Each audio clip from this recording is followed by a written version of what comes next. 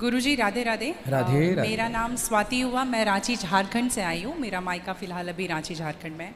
मेरा 4-5 सवाल है, इसलिए मैं फ़ोन लेकर करके खड़ी हुई हूँ।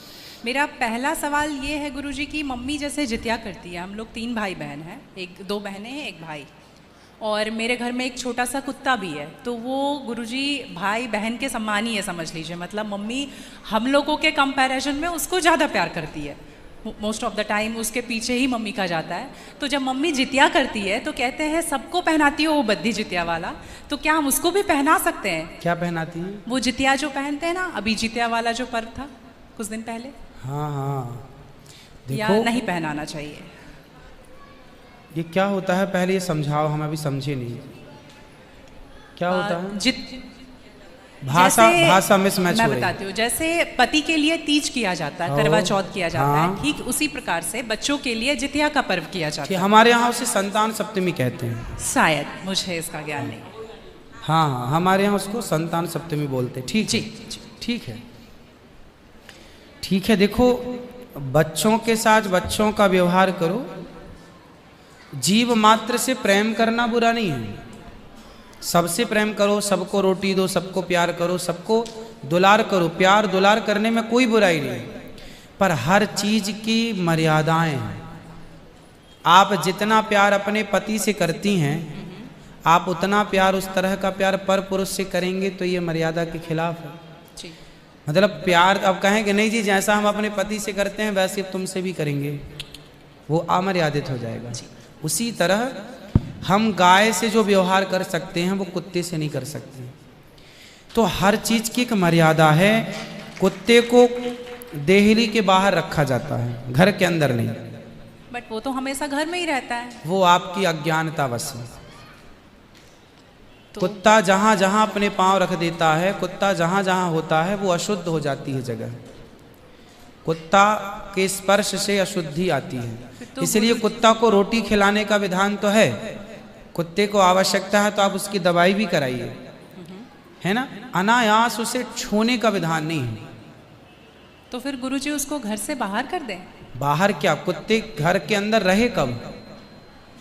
आज के जमाने में फैशन का जमाना है तो लग्जरी गाड़ियों में घूम रहे कुत्ते। गाय है आपके घर में? नहीं गुरुजी, उसके लिए इसलिए नहीं पॉसिबल है क्योंकि आप फ्लैट में नहीं रख सकते हैं। आप खुद अगर रेंट पे रहते हैं तो समस्या तो यही है कि आज हम कुत्ते को रखने को पॉसिबल मानते हैं पर गाय को रखना इम्पॉसिबल मानते हैं। गुरुजी दिक्कत तो कुत्ते से भी है बहुत लोगों को। हाँ। लॉजिकली देखा जाए, अगर उसको हम बाहर लेकर के जाते हैं शौच के लिए तो उससे भी दिक्कत है, लेकिन कुत्ते में मैनेज हो जाता है क्योंकि हम बाहर लेके जाते हैं। एक्चुअली कुत्ते में आप लोग मैनेज करना सीख गए हैं। काश गाय के साथ भी मैनेज करना सीख गए होते तो गाय भी मैनेज हो जाती है अभ्यास से। अब कुत्ते के संग रहते रहते अभ्यास हो गया। गाय भी ना, छोटी सी गाय आती है जो हिमालय तरफ की गाय है ना, वो बहुत छोटी सी होती है। वो गाय यदि आप घर में रखेंगे तो वो आपके बिस्तर में सो सकती है, वो आपके संग खा सकती है। मतलब छोटी सी होती है, 1 लीटर दूध देती है वो, और इतनी प्यारी गाय होती है, इतनी सुंदर होती है। मतलब पूरे भारत देश की सर्वश्रेष्ठ नस्ल है वो, सबसे सुंदर सर्वश्रेष्ठ गाय। वो गाय सिर्फ कम दूध देती है। मतलब अपनी गौशाला में जितने छोटे छोटे बछड़े हैं ना, छोटे छोटे, मतलब सामान्य गैया का जो बछड़ा 1 महीने में होता है ना, उतनी बड़ी तो वो पूरी गाय होती है। मतलब उसे आप गोद में लेके जा सकते हैं। वो बच्चे की माँ बन गई है, लेकिन उस गाय को आप अपनी गोद में ले सकते हैं, वो भी गाय होती है। तो कुत्ते वालों को उस गाय के साथ मैनेज कर लेना चाहिए। अच्छा, मतलब उस हाइट, मतलब उस गाय की हाइट की ग्रोथ नहीं है, वो गाय की हाइट, वो गाय बहुत छोटी सी होती है, इतनी सी होती है कि आप उसे गोद में ले सकते हैं। आप उसे गोद में लेके पूरे घर में घूम सकते हैं। मतलब इतनी छोटी गाय होती है वो। देखो, भगवान को पता था कलयुग में ऐसा होगा, इसलिए ऑप्शन दे रखा है। आप कुत्ते को गोद में लेके घूमते हैं, पर भगवान ने ऑप्शन दे रखा था, हम लोगों का ध्यान उस तरफ गया नहीं। सही बात। गुरुजी, मेरा दूसरा सवाल ये है कि ये सवाल बेसिकली मेरी बहन के घर वालों का है। चिकन नहीं खाना चाहिए क्योंकि उसमें जान होती है, कोई भी जानवर नहीं खाना चाहिए क्योंकि जान होती है। प्लांट में भी तो जान होती है ना गुरुजी? हाँ होती है। तो फिर हम उसको तोड़ते हैं तो उसको नहीं दर्द होता? ऐसा उनके घर वालों का सवाल है, मेरे माध्यम से। नहीं, आप ठीक कह रहे हैं। देखो,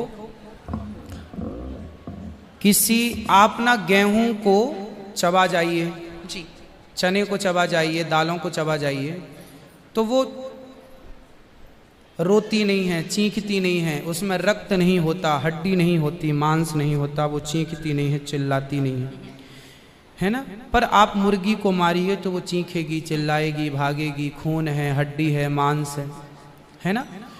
एक्चुअली सिद्धांत है ना, देखो इतने सारे मर्द हैं, लेकिन इतने सारे मर्दों में एक मर्द ऐसा है जो आपका हाथ पकड़ के रह सकता है, आपका हाथ पकड़ के घूम सकता है, कोई कुछ नहीं बोल सकता, क्योंकि वो आपका पति है ना। समाज ने आपको इजाजत दे दी, आपकी मांग भर गई, मंगलसूत्र आ गया, अब समाज ने स्वीकार कर लिया कि ये मर्द, ये पुरुष अब आपका पति है। अब आपको दूसरे पुरुषों के साथ देखा गया तो आप अच्छे नहीं माने जाएंगे।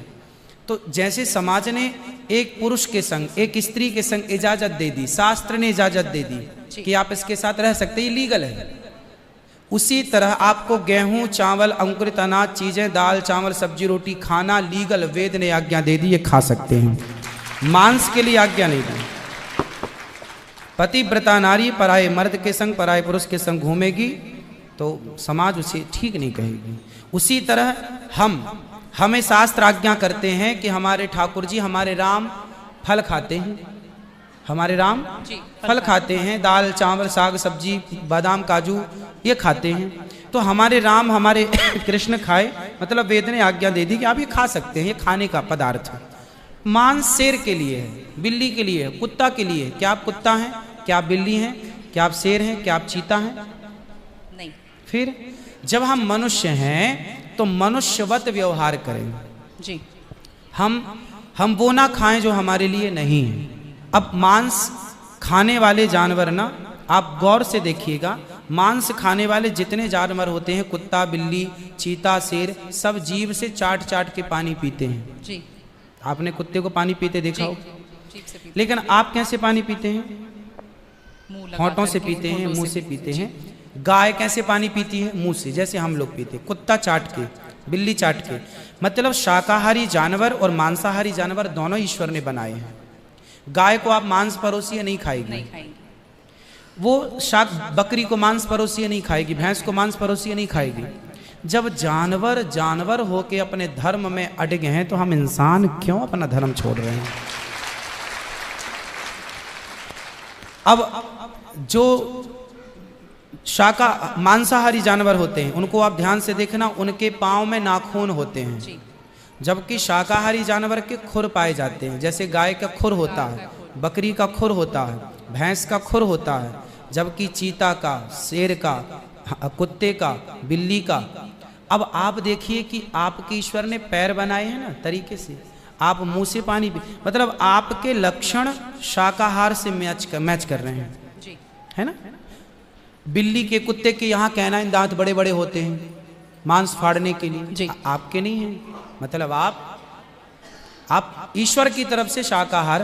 और अब मैं नहीं कहता, आप मेडिकल साइंस का अध्ययन करके देखिएगा, साइंटिस्ट लोग अब सिद्ध, अभी मैं इंग्लैंड गया था, वहाँ मुझे बताया कि जो अंग्रेज लोग इनके बाप दादी जो मांस खाते चले आए हैं, अब कुछ अंग्रेज लोग इतने जागरूक हो गए हैं कि अब वो मांस नहीं खाते। वो कहते हैं कि अब इसको खाने से बीमारियां बढ़ रही हैं, लोग परेशान हो रहे हैं। पहले के लोग जंगल में कंदमूल फल खाते थे, ये अब खाने लग गए हैं, सुअर खा रहे हैं, कुत्ता खा रहे हैं। अब बहुत सारे लोग शाकाहार की तरह जो जागरूक हैं बढ़ रहे हैं। तो आप और हम तो पहले से जागरूक हैं, तो हम क्यों अपने आप को मांसाहार की तरफ ले जाएं? क्यों किसी की हड्डी चबाएं? बताइए, हमारे यहाँ मुर्दे को छूने से लोग नहाते हैं, कितनी दुर्गंध है। अब देखो, आप गेहूं, आप पालक काटो, गोभी काटो, है ना, मूली काटो, गाजर काटो, दाल पकाओ, कोई दुर्गंध आती है आपकी रसोई में? नहीं। लेकिन आप मुर्गी पकाओ, मुर्गी काटो, बिल्कुल वो बदबू से भर जाएगा। मतलब आपकी नाक भी आपको गवाह देने लग जाएगी, भाई बस कर, है ना। तो शरीर एक्सेप्ट नहीं करता, आप जबरदस्ती खिला रहे। गुरुजी, मेरा तीसरा प्रश्न ये है कि जैसे हम लोग एकादशी करते हैं और किसी दिन अगर हम बाहर रहते हैं और उस दिन एकादशी है, फॉर एग्जांपल हम आउट ऑफ स्टेशन है और उस दिन ख्याल नहीं कि एकादशी है, तो अगर हम बाहर चावल खा लेते हैं या लहसुन प्याज खा लेते हैं तो क्या वो। जय श्री कृष्ण भक्तों, राधे राधे। आप सब लोग कैसे हो? आशा करती हूँ आप लोग कुशल मंगल से होंगे। भक्तों, श्री अनिरुद्धाचार्य जी की कथा में आप सभी का स्वागत है, क्योंकि महाराज जी इस कथा में बहुत ही अच्छी और विचित्र बात बताई है। क्योंकि महाराज जी की कथाएं हमें बहुत अच्छी लगती हैं, क्योंकि महाराज जी हम लोगों को जीवन पर्यंत बहुत ही अच्छी और ज्ञान वाली बातें कथा के माध्यम से बताते रहते हैं। इसलिए महाराज जी की कथाएं हमें तो बहुत अच्छी लगती हैं, क्योंकि महाराज जी की बातें ही बहुत अच्छी हैं, क्योंकि अच्छे विचार वाले और अच्छे गुण और विचार वाले और संस्कार वाले हैं। क्योंकि महाराज जी बहुत ही अच्छी और ज्ञान वाली बातें, इसीलिए ज्ञान वाली बातें बताते रहते हैं। और आप लोग इस कथा को पूरा सुने होंगे, देखे होंगे। इस कथा के माध्यम से बहुत ही अच्छी और जीवन पर्यंत काम आने वाली बातें बताई हैं।